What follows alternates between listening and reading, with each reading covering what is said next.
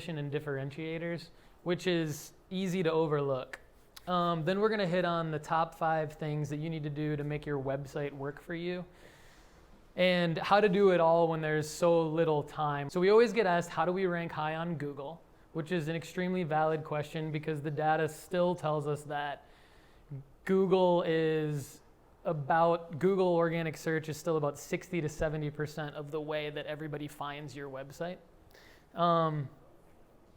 How do we generate more leads and sales? Of course, through our website. So that's number 2 that we always get asked. How do we make our website look better aesthetically? Which is obviously, again, everybody wants something that looks good aesthetically. Matthew is one of the better designers that Alan and I have ever worked with, and he's been tasked with things like that in the past, and so it'll be interesting to get everyone's take in the room on this content today. But looking aesthetically is extremely important for your brand. So talking about communicating, the first part, communicating your value proposition and differentiators. So one thing that I think always gets overlooked is the fact that you have a value proposition. Your business has a reason why people do business with you, and it's easy to get into your daily grind and just not even think about that. It's easy to just think about, again, how do we rank high on Google? How do we generate more leads? And how do we make ourselves look good? And the number one core thing is you're in business for a reason. People choose to do business with you because you are special. So you need to examine that, and you don't have to overcomplicate it. So don't overthink it.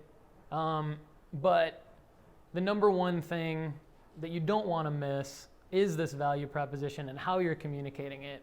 And so starting with content is the way to do that. So your content strategy is what makes you different from your competitors. And it's also why Google chooses you. So it's your content strategy hits on kind of the answer to number 1 and number 2 of the questions that we get asked most often. And so without content and without the content strategy, it also limits your design aesthetic, because you don't have anything to design around if you don't have your differentiator, your value proposition. And what I mean by that is just simply, if somebody asked you, why should I do business with you? What's your answer? And I think to practice that answer, to write out that answer multiple times, to look at the emails that you send to people about your company, to listen to yourself when your friends and family ask you what you do, and then to kind of be constantly synthesizing that and practice writing it out. That should actually be what gets put on your website. That should actually be what you're blogging about, what you're talking about on social media. So we'll get into that even more. Articulating the real reasons why you're special. It doesn't have to seem special, but it just has to be the answer to the question. Why are you in business? And so again, the top 3 questions we get asked, the answer to all the questions is content. Ranking high on Google, it's why Google chooses you. It's how you generate more leads, and I'm going to show you more about that in a minute. And it's how to make your website look better aesthetically. So now let's get into some tactical stuff, because it's easy for me to sit up here and talk about content strategy, and a lot of people do that, but what we like to do at Data-Driven Design is actually get really tactical. We have 9 people on our team that are just always implementing.